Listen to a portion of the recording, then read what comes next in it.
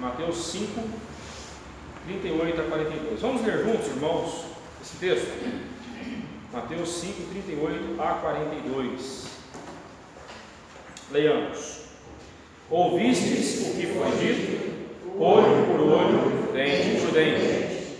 Eu, porém, vos digo, não resistais ao perverso, mas a qualquer que te ferir na face direita, volta-lhe também a outra. E ao que quer demandar contigo e tirar-te a túnica, deixa-lhe também a capa. Se alguém te obrigar a andar uma milha, vai com ele duas. Dá quem te pede, e não voltes as costas ao que deseja que lhe emprestes. As palavras destes versos, elas tocam num ponto que frequentemente a gente está esbarrando nele, e é um assunto difícil, a questão da vingança, da retaliação, a gente retribuir o mal que foi feito a nós, né? O nosso coração ele é imbuído dessa vingança, e muitas vezes a gente acha que é justiça. Então nós vamos ver hoje aqui a diferença entre justiça e vingança. Quero que você tenha isso em mente. A justiça, ela trata da retribuição correta, imputada a cada um por meio de leis e de um sistema judicial competente. Ou seja, entre duas partes que estão em conflito, tem de haver um código de leis, um sistema que aplique essas leis para que a justiça seja feita. A pessoa não pode fazer justiça com as próprias mãos. A pessoa não pode ir lá e fazer do jeito dela. Ela não pode. Tem que ter um código de lei para isso, né? Tem que ter um processo que cumpra leis. E tem que ter alguém que seja autorizado ou devidamente autorizado para isso, para executar essa sentença. Quer seja um advogado, um juiz, né, um oficial de justiça, tem que ter todo esse aparato para poder resolver a questão. Porque se nós mesmos formos lá e resolvermos, será vingança ao invés de justiça. Vamos ver isso com mais clareza aqui no texto, né? E temos também a autojustiça. A autojustiça é pecaminosa. A autojustiça é o nosso desejo de revidar, de trazer mais dor e sofrimento a quem nos fez o mal. Vingança é isso. Nós não nos contentamos em pagar um com um. A gente quer pagar um, se possível, 1,5, né? Porque fazer a pessoa sofrer o mesmo que eu sofri, não é pouco, ela tem que sofrer um pouquinho mais. É sempre assim que a gente acaba agindo, quando a gente acha que está aplicando a justiça, quando nós aplicamos a nossa justiça e não a justiça conforme a palavra de Deus. O código de lei que existe para nós, para aplicar a justiça nos nossos relacionamentos, é a palavra de Deus. Nós temos as leis do nosso país, mas como nós temos visto aí hoje mesmo, né? Como é fácil as nossas leis serem burladas, uma cara dura, eles burlam as leis, passam por cima das leis, mas há uma lei que o homem até pode desobedecer, mas ele não vai passar ileso por desobedecer, é a lei de Deus. O crime não compensa, parece que compensa, mas o crime não compensa. Por quê? Porque eu posso até burlar a lei dos homens, mas a lei de Deus eu não consigo burlar, ou melhor, eu não consigo me esquivar das consequências de ter burlado a lei de Deus. Nós não conseguimos escapar das consequências.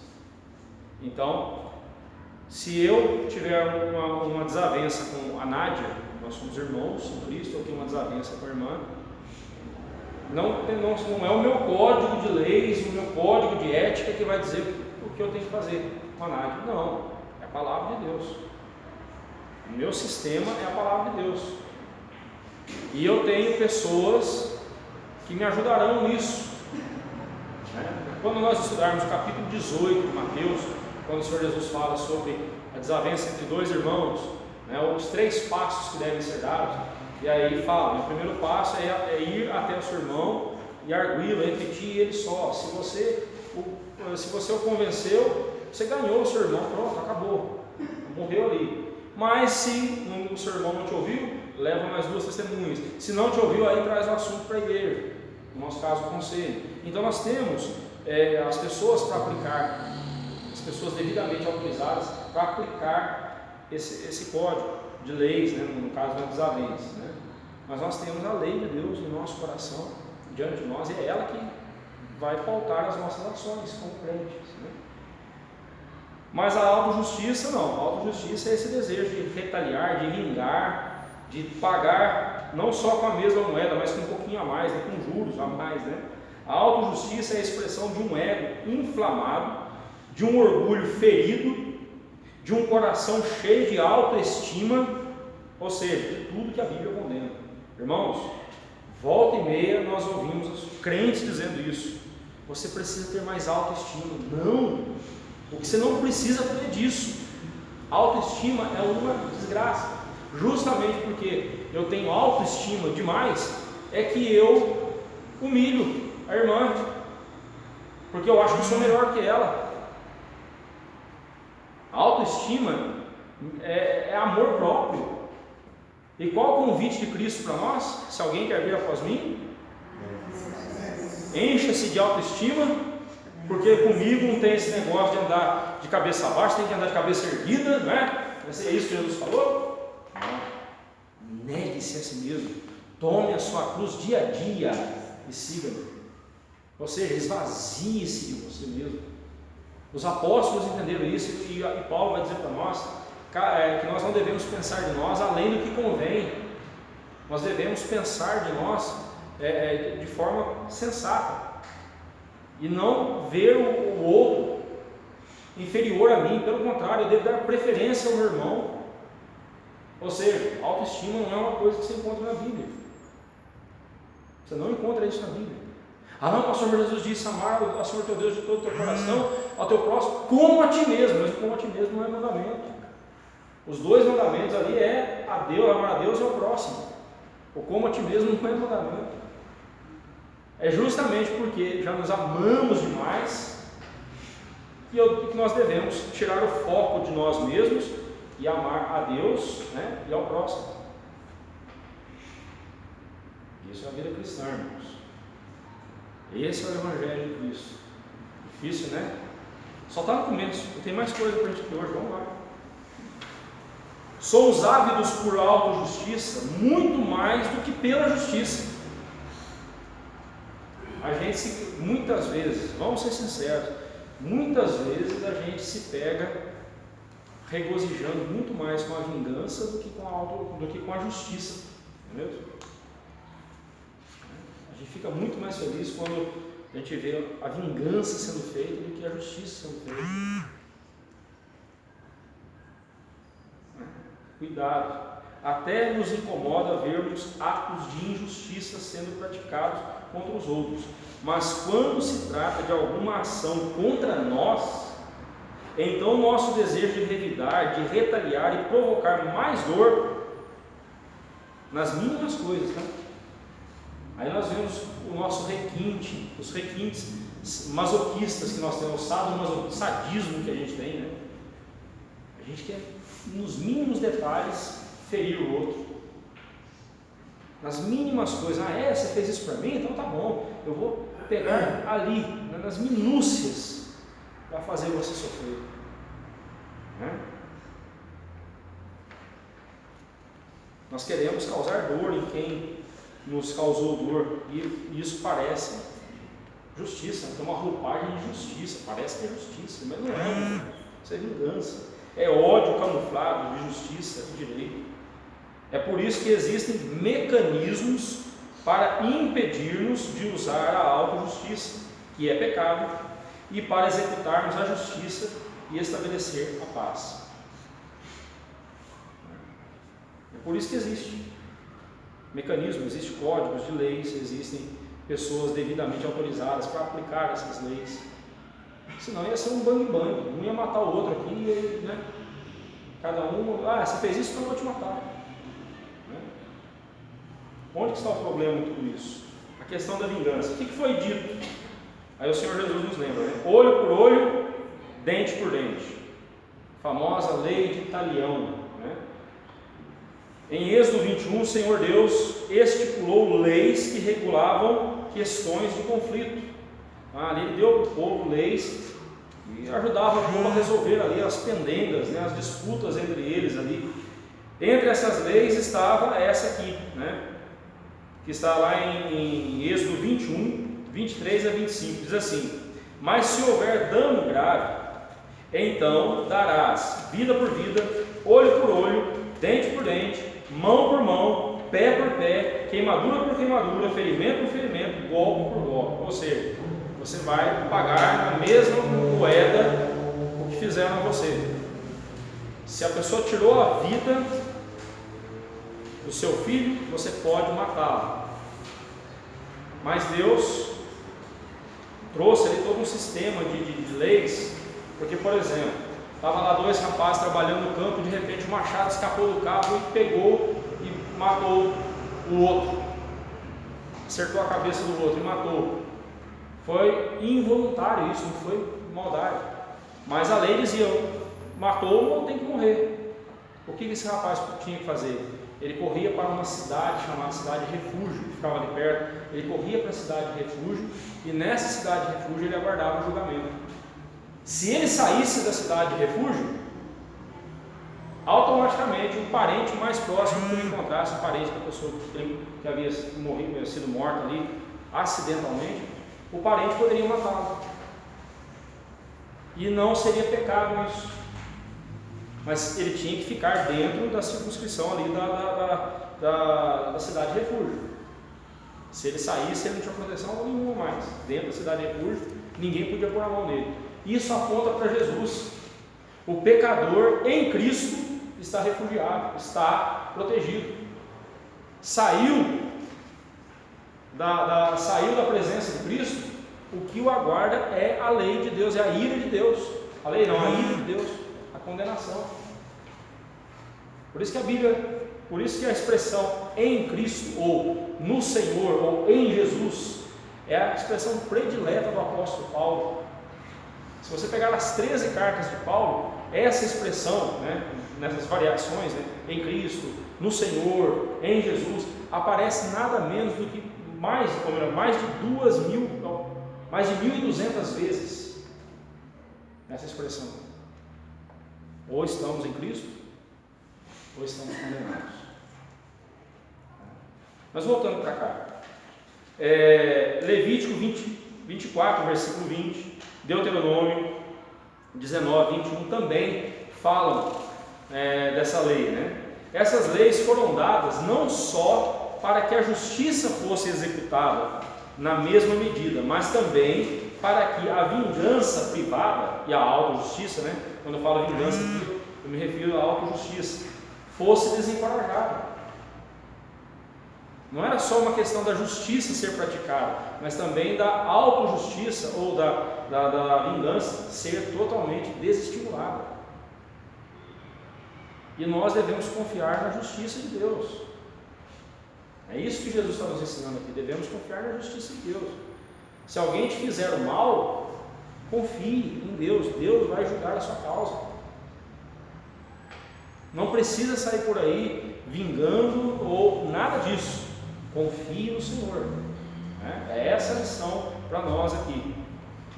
Deus não estava dizendo, presta atenção, com essa lei, Deus não estava dizendo: cada um vingue na mesma medida o mal recebido. Não é isso que Deus está dizendo. O que Ele estava dizendo era: executem as leis de acordo com esse código de leis que lhes dou. Não vingue a si mesmo, mas deixe que a justiça seja aplicada publicamente por quem compete fazer. Hoje nós temos magistrados, nós temos todo um sistema que pelo menos deveria fazer justiça, né? E hoje nós vimos mais uma vez o Supremo Tribunal mostrando para nós de que lado realmente eles estão, né? Os nossos ministros. Deus os julgará. O ministro Gilmar Mendes até trovejou, né? Nós temos que mostrar para esse país que nós somos supremos, né? Na bandaneira, né? Dá nos nervos, gente, né? Irrita a gente, mexe com os brilhos da gente, o que esse pessoal está fazendo. Mas a gente precisa confiar em Deus. Eles podem fazer os esqueminhas deles lá, podem zombar do povo brasileiro, né? Podem passar essa mensagem de que o crime parece compensar, mas deixa, Deus vai acertar contas com todos, inclusive conosco. Nós vamos prestar contas a Deus de cada palavra que nós falamos, de cada centavo que gastamos, de cada minuto que usamos. Nós vamos prestar contas a Deus, porque tudo é dele e ele vai acertar contas. Eu vejo as pessoas dizendo: não me julguem, né? Só Deus pode me julgar. As pessoas falam isso como se fosse uma coisa simples. Só Deus pode me julgar. Mas a impressão que dá é assim: não, eu já tenho Deus me julgando, você não precisa me julgar, não.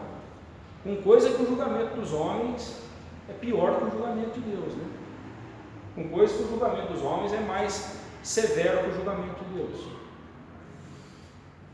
Nós precisamos confiar na justiça de Deus, irmãos, né? E isso está em perfeita harmonia, né, com o que a Bíblia nos diz em Levítico 24:14. Lá diz assim: tira o que blasfemou para fora do arraial, e todos os que o ouviram porão as mãos sobre a cabeça dele, e toda a congregação o apedrejará. Essa era a lei contra os pecados de sacrilégio, os pecados de blasfêmia, né?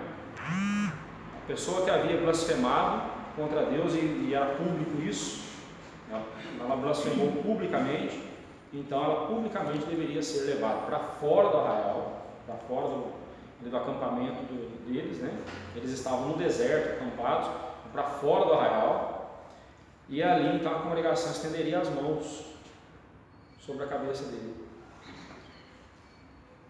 e a pessoa então seria apedrejada. Naquele momento eles estavam dizendo o seguinte: estamos deixando toda a culpa do seu pecado está com você, né? É isso que significa ali o impor as mãos. Interessante que a imposição de mãos no Novo Testamento, ou mesmo no Antigo Testamento, a imposição de mãos também era uma transferência de autoridade, né?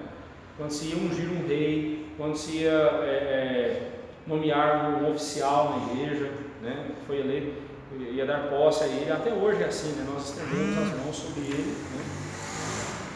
Transferência de autoridade. Aqui no caso era responsabilizando a pessoa pela culpa do pecado dele, e a pessoa que pecou publicamente, blasfemou publicamente, deveria ser punido publicamente. Tinha todo um mecanismo. Ele tinha que ser pego falando a heresia ou falando a blasfêmia, né? Tinha que ser pego cometendo pecado publicamente, teria que passar por todo um processo ali e receber a condenação, receber a sentença. Não era de qualquer jeito assim: eu vi você falando coisa errada, pronto, vou te matar. Não era desse jeito. Tinha todo um processo, e a congregação ali era a autoridade instituída para poder executar o julgamento. Então nós precisamos entender que nós não temos o direito de fazer vingança, nós temos que seguir as leis que foram estabelecidas, especialmente, acima de tudo, a lei da palavra de Deus, porque a palavra de Deus prescreve para nós, né? Onde estava o problema? Como sempre, os fariseus distorceram a lei de Moisés, e estavam usando a mesma para justificarem a vingança pessoal. Note, lembre, desde o começo aqui do capítulo 5, o Senhor Jesus está mostrando para eles como que os fariseus lidavam com a lei de Moisés, distorcendo a lei de Moisés, para que a lei falasse o que eles queriam que ela falasse, que ela desse base para as práticas erradas deles. E aí Jesus mostra que o pecado está no coração, mas sempre está no coração, ou seja, é o meu coração corrupto que quer corromper a lei para que ela fique adequada ao meu comportamento, para que eu assim não me sinta culpado. Nós temos visto isso acontecer nos nossos dias de forma descarada, dentro da igreja. Não estou falando agora lá fora, não, estou falando dentro da igreja. O que mais vemos é gente que não se importa em viver uma vida santa diante de Deus, uma vida pura diante de Deus, quer viver do jeito que quer, e com esse discurso de que Deus é amor, Deus é amor, Deus é amor, está vivendo de forma bagunçada e prega um amor de Deus, um amor que a Bíblia não prega. Nós temos visto aí pastores que se divorciam, casam-se novamente, caem em adultério, casam novamente, casam com outra pessoa, e aí vem dizendo o seguinte: não, é o amor que importa. Tem pastor que está no quarto casamento e está falando de amor na igreja. Estou falando de pastor presbiteriano, estou falando de outra denominação, estou falando da nossa denominação. Eu conheço um pastor que está no quarto casamento, e não é porque ficou viúvo 4 vezes, não. Se divorciou, todas as esposas estão vivas ainda, pelo menos estavam.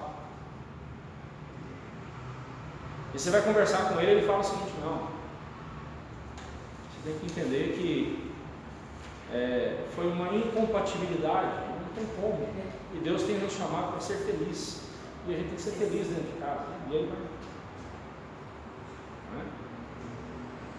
Ou o sujeito que vive dando calote, vive apontando, e se desculpa dizendo: não, aqui está feio, não está dando para ficar pagando imposto, senão, tá louco?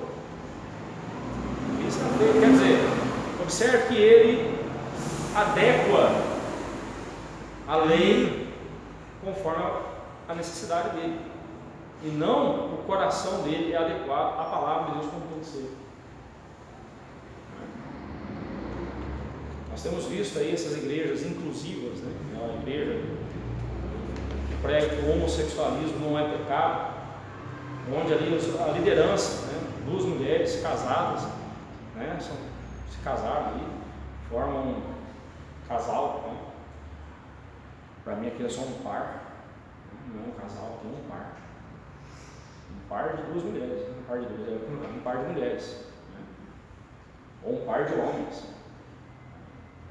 Não é casal, mas vem com aquela história de não, Deus é amor, Deus é amor. Eles estão adequando as coisas, tentando adequar a palavra de Deus à vontade deles, e não a vontade deles adequar a palavra de Deus. Isso não é seguir a Cristo. Seguir a Cristo é negue-se a si mesmo, quer dizer, não é a tua vontade, é a minha, é a vontade de Cristo.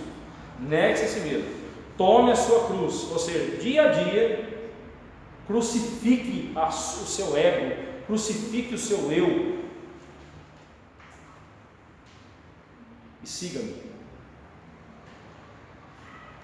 E aí, para seguir a Cristo, eu tenho que obedecer a Cristo. O seguir pressupõe obediência. Se Cristo fala: vem para cá, eu não posso ir para lá, eu tenho que ir lá onde Ele está chamando. Vamos lá. Então, como nós devemos agir? Como sempre, o problema está no coração. Cristo apontou o problema no coração.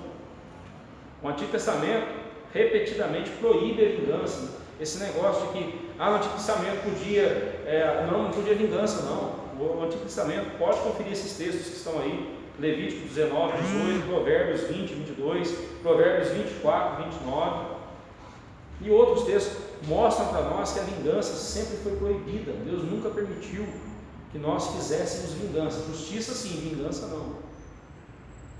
Lembre-se, justiça, você segue um código de leis, se submete a autoridades devidamente instituídas para a execução da justiça.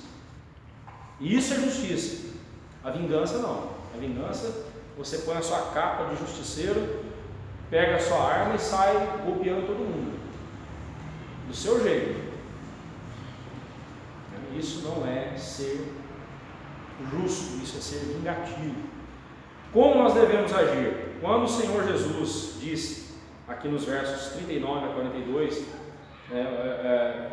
quando nós comparamos o que ele disse aqui com os versículos 43 a 48, que nós veremos semana que vem, permitindo Deus, e nós comparamos esses textos com Lucas 6, 32 a 36, fica evidente que o que o Senhor Jesus está nos ensinando e ordenando aqui é: amem os que lhes fazem mal. Essa é a ordem de Cristo para nós. Amem aqueles que estão fazendo mal a vocês. Amar não significa ter atitudes românticas, não é ficar mandando caixinha de bombom, mandando florzinha, rosinha para o outro, não é isso não. Amar significa aquele vizinho que põe o lixo na frente da sua casa todo santo dia, você pegar o lixo dele, e não é devolver na porta dele lá não, é pegar o lixo dele e ajuntar com o seu. E se um dia ele vir você fazendo isso, que ele fique com a cara desse tamanho de vergonha. Pode ser também que ele nem vai ficar, ele vai falar assim, é um trouxa mesmo, né? Não tem problema, não tem problema, não tem problema, faça. Carlos Sider tem uma música que eu gosto muito dela, baseada nesse texto, né? Foi chamado para levar flores a quem me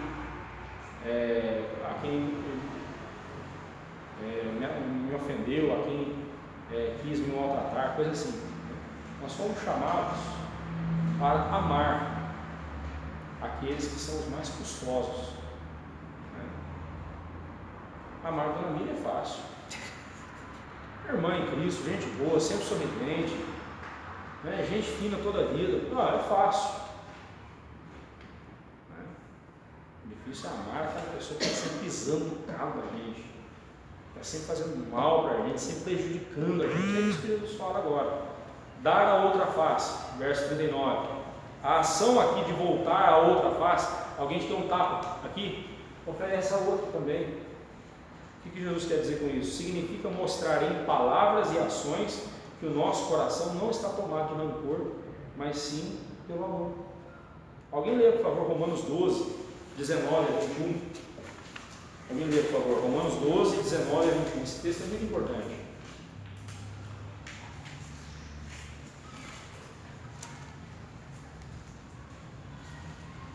Não vos vingueis a vós mesmos, amados, mas dai lugar à ira, porque está escrito: a mim pertence a vingança, eu é que retribuirei, diz o Senhor. Pelo contrário, se o teu inimigo tiver fome, dá-lhe de comer, se tiver sede, dá-lhe de beber, porque fazendo isto amontoarás brasas vivas sobre a sua cabeça. Não te deixes vencer do mal, mas vence o mal com o bem. Não te deixes vencer pelo mal, mas vença o mal com o bem. Mostra para a pessoa que você não tem rancor no coração. Aliás, como nós falamos sobre o perdão semana passada, é interessante que o perdão bíblico não é aquele que espera o ofensor vir pedir perdão. O perdão bíblico é aquele em que o ofendido vai atrás do ofensor e estende a mão para ele. E deixa claro o seguinte: olha, eu não trago mágoa no meu coração em relação a você. Eu não trago mágoas no meu coração em relação a você. Eu te perdoei. Eu nem pedi seu perdão, você não tem problema. Um dia que a tua consciência, o dia que Deus falar na tua consciência que você pecou contra mim, para que você saiba que eu já te perdoei. Tá tudo bem, tá? Difícil, né? Mas é isso que é perdoar, irmãos. Foi assim que Deus fez conosco. Ou por acaso nós aqui fomos perdoados porque nós pedimos perdão a Deus, aí Deus falou: tudo bem, eu vou perdoar e vou salvar você. Foi assim? Não foi. Foi o contrário. Deus veio ao nosso encontro, mostrou-nos que estávamos perdidos, que estávamos no pecado, que precisávamos do perdão dele, tocou em nosso coração, nos vivificou, nos deu condição de responder ao amor dele, e aí então clamamos: Senhor, perdoa-nos, tem misericórdia. E ele nos perdoou. Foi assim que Deus fez. Né? Deixar também a capa, versículo 40. O que significa isso? A túnica era uma peça de roupa mais íntima no corpo. Seria mais ou menos, para você entender, o seguinte, né? A túnica seria minha camisa e a capa seria meu paletó. É um agasalho. Só que era uma capa, não era um paletó como esse, é claro. Era um agasalho, né? E servia mesmo como agasalho, especialmente a capa. Ela servia como um agasalho nas noites frias. Lá durante o dia é quente, mas a noite é frio, né? Bem frio. E eles precisavam da capa. Tanto que havia uma lei lá no Antigo Testamento, lá em Êxodo 22, 27, 26 e 27, que se alguém penhorasse a sua capa por causa de uma dívida, aquele que aceitou a capa como penhora, toda noite ele deveria devolver a capa para a pessoa passar a noite. Né?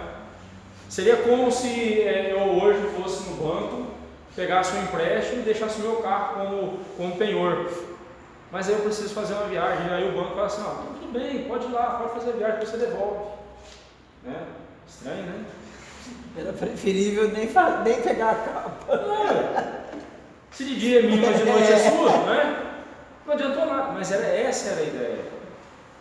Essa era a ideia. Né? E tanto é que Jesus, quando fala a questão do empréstimo, aqui no último versículo, no versículo 42, vamos falar sobre isso daqui a pouco, né? Tem a ver com o emprestar sem pedir juros. Né? Sem pedir juros. Ou emprestar sem essa intenção, né? Estamos aqui falando contra a agiotagem. É outra história também. Vamos lá. Então, voltando aqui à questão da capa. Logo, se alguém, então, entrasse na demanda judicial e desse a capa por um penhora, à noite ele podia pegar a capa de volta, para poder passar o frio da noite. Era uma questão de justiça. Ele não tinha mais nada para se cobrir, ele precisava da capa. Né? Nosso coração, o que o Senhor Jesus está nos ordenando aqui não temos o direito de odiar a pessoa que tenta privar-nos de nossas posses. Agora inverta a situação. Tem alguém tentando privar você das suas posses, dos seus bens. E essa pessoa quer tomar isso de você. Não dá raiva? Dá. Governo. Ô governinho miserável esse que a gente tem, né? Se você espirrar perto dele e descobrir que a saliva pode virar alguma coisa de valor, ele já vem com um potinho para segurar. Né? É um absurdo esse governo nosso. Mas aqui no caso é alguém que está privando você de alguma posse sua, de alguma coisa que está em seu poder. Está privando você disso. Você como crente não pode odiar essa pessoa. Está vendo como que ser crente, como que seguir a Cristo não é fácil? Esse é o tipo de pregação que espanta, gente. Esse é o tipo de... Você não pode odiar, mas você pode entrar com a legislação apropriada. Sim, é o que o texto está ensinando. Você tem normas para isso. Vamos supor, o ex-marido não paga a pensão para as crianças. Né? É muito comum isso acontecer. A esposa, né, a mãe, ela passa toda a raiva que ela tem do ex-marido, ela passa para as crianças. Né? Todo o sentimento de injustiça que ela tem, ela passa para as crianças. Ela não pode fazer isso. Aliás, ela não pode ter isso em relação ao ex-marido. Mesmo que ele seja uma tranqueira, não pode. Como crente, não. Agora o ímpio pode tudo. O ímpio está livre para odiar, está livre para matar, está livre para fazer o que quiser. Livre, entre aspas, né? Tem leis que cerceiam a liberdade dele também nesse sentido. Mas o crente não pode seguir essa via. Note que Cristo está falando aqui do coração. Cristo não está falando apenas do mero cumprimento formal de um sistema de leis. Ele está falando do coração. Né? Pegando esse caso da mulher, né, separada, se ela é crente em Cristo Jesus, ela deve lutar com todas as forças, por mais difícil que seja, ela deve lutar com todas as forças para não odiar o ex-marido, ainda que ele seja um tranqueira, mas não pode. Ela não pode seguir, mas ele está privando a mim e as minhas filhas da pensão alimentícia. Esse é um caso que ilustra bem o que nós estamos falando aqui. A crente não tem essa opção do ódio. Se ela é crente, de fato, o que ela tem que fazer é o quê? Entregar nas mãos de Deus. Confiar nesse Senhor. Toma conta. Se ela recorrer à justiça, né, alguns colegas, alguns pastores, amigos meus, eles entendem que nem isso eu devo fazer. Eu devo confiar totalmente em Deus. Bem, eu confio totalmente em Deus. E o fato de eu recorrer a um tribunal, um sistema de leis que regem, né, não significa que eu estou desconfiando de Deus. Agora, se eu não oro a Deus, se eu não busco a orientação de Deus, se eu faço por vingança, mesmo que eu esteja usando um código de leis que me amparam a fazer isso, eu estou pecando. Aqui Cristo não está falando do mero cumprimento formal de um código de leis para se aplicar a justiça. Ele está falando de um coração que está desprovido de raiva, de ódio, de mágoa para com aquele que o maltrata. Esse é o foco do Senhor Jesus aqui. Jesus, muito mais do que nos ensinando aqui que nós devemos seguir um código de leis para aplicar a justiça, ele está mostrando o seguinte: sonde o seu coração. Quais são as motivações do seu coração em lançar mão de um código de lei que é correto, tudo mais, tal, para se fazer justiça a seu favor. Você pode estar fazendo tudo certinho, mas com as motivações erradas. É disso que o Senhor Jesus está falando aqui. Difícil, né? É difícil, mas eu sei que é. Eu sei que é difícil. Mas foi isso que Cristo nos chamou para fazer. Não é? Viver em paz é uma atitude que depende primeiramente de nós. Lá em Romanos 12, 18, né? Nós vamos ver lá mais à frente. Paulo fala, né? Se possível, o quanto depender de vós, tem de paz com todos. Eu vou voltar nesse ponto daqui a pouco, então eu não vou ficar repetindo. Daqui a pouco eu volto nele. Andar a segunda milha, versículo 41. Né? Aqui nós temos uma referência à autoridade de convocação, de forçar ao serviço. Né? O verbo grego angadel, que é traduzido aqui por obrigar a andar, era usado antigamente nos serviços dos correios. Né? O rei tinha lá uma correspondência que ele tinha que entregar para um povoado lá, então ele escrevia, enrolava e selava com o anel dele, uma plasta de cera, ele selava ali a carta. E aí então ele chamava o correio, ele chamava lá um soldado dele: você entregue isso imediatamente. É uma ordem. Então aqui o Senhor Jesus está dizendo justamente isso. É essa convocação do rei ali, né? Obrigando, é alguém te obrigando a fazer alguma coisa que você tem que fazer. Ele está obrigando você a fazer. A pessoa está exercendo a autoridade dela sobre você, a autoridade que ela tem de fazer você fazer o que ela quer. Vamos agora falar dos empregados.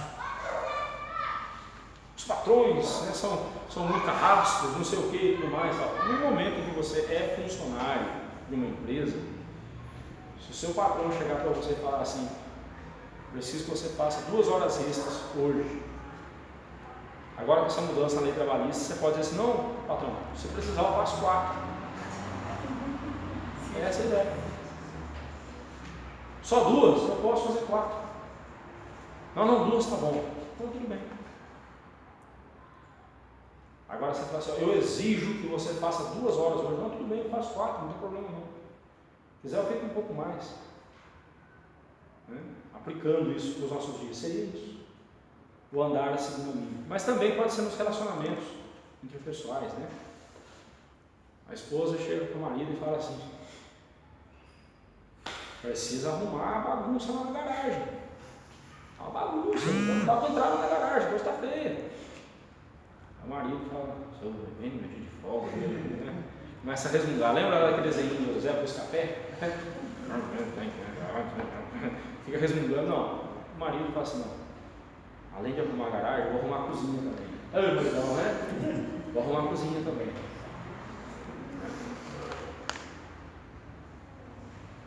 Ô pastor, mas você está falando de autoridade, a mulher é autoridade, não é, né?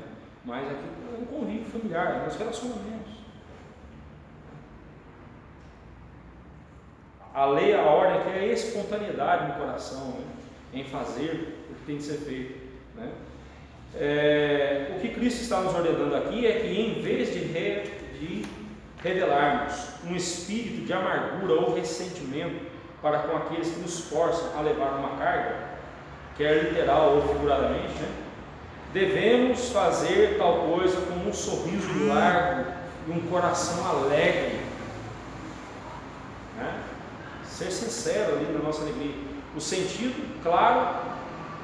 é claro, faça além do que é esperado que você faça, e com alegria.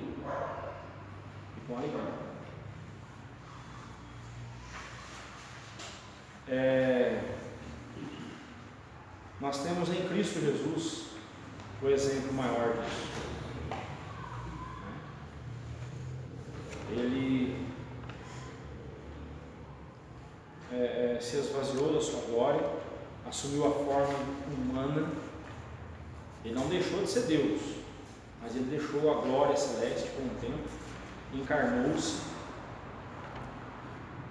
Hoje ele continua sendo Deus, homem. É um mistério que não entra na nossa cabeça, mas ele lá no céu, hoje, quando nós chegarmos lá, nós vamos abraçar Cristo. Ele está corporeamente, a divindade está nele. Colossenses 2,9 diz isso. É um mistério, mas ele não deixou de ser homem depois que ele voltou para o céu. Ele é Deus, homem. Mas Cristo fez tudo com alegria em seu coração, amando pecadores que eram inimigos dele, Deus, morrendo por eles, suportando tudo que ele suportou por amor a pecadores. Em suma, nós devemos fazer como Cristo fez. Isso é ser cristão. Mas dá trabalho, né, irmãos? Dá trabalho, né? Dá trabalho porque a gente ainda é muito egoísta. O egoísmo ainda está enraizado em nosso coração. Nós pensamos muito em nós mesmos, não no outro. E por fim, o versículo 42, socorrer com generosidade. Se alguém nos pedir socorro e tivermos com o que socorrer, devemos fazê-lo. Não por obrigação ou com má vontade e murmuração. Mas de novo, ele veio pedir ajuda, mas de novo, né? Não vou ajudar não. Vou ajudar, não mandei ele não ser um bom administrador. Não vou ajudar não. Ou então ajuda falando assim, tem que ajudar, né? Porque se eu não ajudar, lá na igreja o pessoal vai ficar sabendo e vão me encher a paciência depois. Então, vou ajudar. Não é assim, não pode ser assim, né? Mas tem que ser com amor, com generosidade. Se formos emprestar algo, que não façamos com a intenção de cobrar juros ou de lucrarmos com isso, mas sim que seja um ato cheio de liberalidade. Não só agirmos com bondade, mas também amarmos agir com bondade. É o amor pelo ato em si, né? Eu tenho prazer em ser bondoso, é essa a ideia. Uma vez eu ouvi um irmão agradecendo a Deus pela bênção de um negócio excelente que ele fez. Olha, calma. Como foi o negócio? É o seguinte, o rapaz estava vendendo a casa dele, ele precisava vender a casa urgentemente, porque a esposa dele, coitada, está com câncer, precisava fazer um tratamento, precisava pagar um tratamento lá, e aí ele foi, a casa valia 150 mil, E ele entregou para mim, ele ofereceu ela para mim por 120. Como eu sabia que ele estava numa perda, eu falei assim, 120 não, mas 110 eu dou. E ele estava num apuro, pastor, ele, tá, é sua. Ó, quarentão assim. Eu falei, você não fica nem vermelho para ter uma coisa dessa? Não te dói nem um pouco no coração uma coisa dessa? Você queria o quê? Ele falou, você queria o quê? Que eu desse os 150 na casa? Eu disse, não. Eu queria que você emprestasse o dinheiro para ele. Pusesse o dinheiro na mão dele e depois, se ele pudesse te pagar ou não pudesse, aí você pegaria a casa. Porque o irmão faz assim. Sério. Então, né? Então, não sei mais. Eu não sabe mesmo, irmão. Isso é um absurdo. Você não contar vantagem, dizer que é bênção de Deus. Pegar um irmão, um rapaz com a corda no pescoço, se ver numa situação tão séria como essa. Sabe, irmãos? Dá vontade de chorar uma coisa dessa. Me dá um nó na garganta. Sinceramente. Que absurdo. Que absurdo. Agora, se você vai emprestar dinheiro para uma pessoa, saiba se a pessoa tem condição de pagar. Se ela não tiver condição de pagar, então é melhor que você dê logo uma vez. Agora, a gente sabe que a situação não está assim tão fácil para ficar dando dinheiro, né? A gente não é Silvio Santos, quem quer dinheiro, não está tão simples assim, né? Por isso você tem que ajudar conforme as suas condições também. Em momento algum a Bíblia diz que você tem que se desfazer de tudo que você tem. Aquilo que Barnabé fez foi um ato entre ele e Deus. Ninguém chegou e disse assim, daqui para frente agora, quem tiver uma propriedade vem e traz para a igreja. Põe na fogueira santa, né? Não tem nada disso não. Não tem nada disso não. Barnabé teve no seu coração o desejo de fazer isso. E quando a gente lê o restante da história em Atos, a impressão que dá é que ele estava se preparando já para a obra missionária. Ele disse, eu vou me desfazer disso aqui porque eu quero é seguir a Cristo na obra missionária. É o que dá a impressão ali no texto. Barnabé entrega o campo, o valor todo. Vem Ananias e Safira querendo fazer graça também, né? Porque todo mundo ficou impressionado com o estudo de Barnabé. Queriam os louros de Barnabé, mas queriam ficar com a grana no bolso também. E aí Pedro fala, para que vocês fizeram isso? Se vocês quisessem guardar parte do valor com vocês, não tinha problema algum. Ninguém obrigou vocês a isso. E se vocês tivessem pego parte do valor, ficado com ele, a outra parte trazido para cá, amém.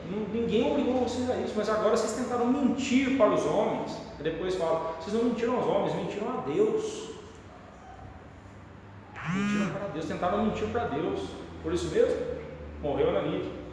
Depois vem Safira, sem saber de nada. Está vendo esses rapazes aí, Safira? Sim. Acabaram de levar o seu marido. Você vai junto também. Um choque. Irmãos, a gente precisa tomar muito cuidado com isso. Devemos ajudar dentro das nossas condições. Mas quando ajudarmos, seja com a quantia que for, seja algo generoso, seja algo de coração, e não algo ali com mesquinhez, contando ali, né? E depois contando para todo mundo, olha, eu fiz tanto, eu fiz isso, eu fiz aquilo. Não. Aplicações práticas para nós aí. Não tenha o seu coração preso na mágoa e ressentimento para com as pessoas que, primeiro, aquelas pessoas que atacam-lhe na sua integridade física e moral. Não permita que ressentimentos surjam em seu coração para com essas pessoas que te fazem mal, quer materialmente quanto moralmente. Não permita que esses ressentimentos tomem conta do seu coração. Primeiro que você vai estar pecando contra Deus, né? Em segundo lugar, você vai estar trazendo para você mesmo, dores para você mesmo. Para quê? Né? Também, para com aquelas pessoas que lhe causam prejuízos materiais, não só físico e moral, mas também material. E para com aquelas pessoas que cerceiam a sua liberdade. Mandar a segunda milha aí tem a ver com isso, né? pessoa que cerceia a sua liberdade, quer tirar a sua liberdade. A pessoa, você não tem como impedir que a pessoa faça essas coisas, mas você pode impedir que as ações dessas pessoas façam o seu coração ficar ressentido, magoado, né, e amargurado com isso. Lembre-se que o foco está no coração. Todo o capítulo aqui nós estamos vendo, esse é o título: o coração da lei e a lei no coração. Tá? Eu sei que não é fácil, também estou aprendendo, irmãos. Em vez disso, mostre-lhes que o seu coração está cheio do amor de Deus que foi derramado em sua vida. Lá em Romanos 5:5, Paulo fala que o amor de Deus é derramado em nosso coração pelo Espírito Santo. Ele não fala que foi derramado, ele fala que é derramado. Ou seja, constantemente Deus está dando ao nosso coração doses, vou dizer, cavalares, né, de amor. Ele está ali dando doses abundantes do seu amor em nosso coração. Ele é derramado, ele não é com pinga-gotas, não, ele é derramado em nosso coração. Se tem uma oração que o crente não deve fazer, é: Senhor, me dá mais amor. Não, Ele já te deu. A oração que você tem que fazer é: Senhor, me ajude a exercitar o amor que o Senhor me deu. Me ajude a exercitar o amor que o Senhor tem me dado. Ah, pastor, mas eu não tenho esse amor. Então, peraí, irmão, você não é crente.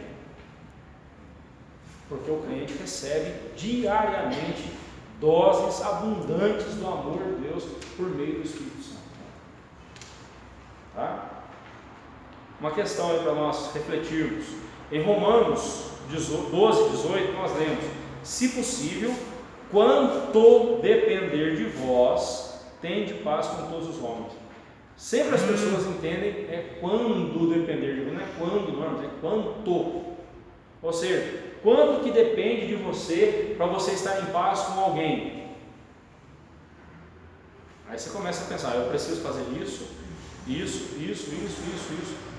Quanto? É quantidade. Você tem que quantificar, né? Eu tenho que fazer isso, mais isso, mais isso, mais isso. Então eu vou fazer. Se possível, quanto depender de vós, tende paz com todos. Quando depender de mim, ter paz com você, eu tenho que fazer tudo. Tudo. Agora, se não depende de mim, eu não posso fazer o que é do outro. Eu tenho que fazer a minha parte. O problema é que a gente não faz a parte da gente, quer que o outro faça dele. Né? A gente não faz a nossa parte, mas quer que o outro faça a parte dele.